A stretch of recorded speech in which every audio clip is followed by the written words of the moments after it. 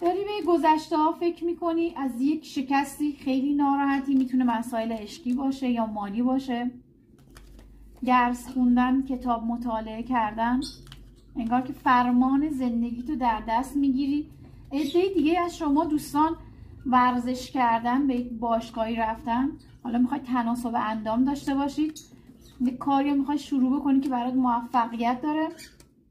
مسائل کاری شما اگر که کند پیش میرفته، رونق کاری نداشته، دارید شما به رونق کاری میرسید، به قدرت مالی میرسید، یک بذری رو کاشتید، یک جای سرمایه گذاری کردید، انگار داره به شما سوددهی عالی میبینم، از نگرانی ها نجات پیدا کردن میبینم و برای شما شادی، خوشحالی داره، فرکانس شما بالاتر میره. آذر ماه انگار داری به آگاهی میرسی، داری آگاه تر میشی، ذهنت داره بازتر میشه، مخصوصا در مسائل مالی شما عزیزان رونق مالی من میبینم.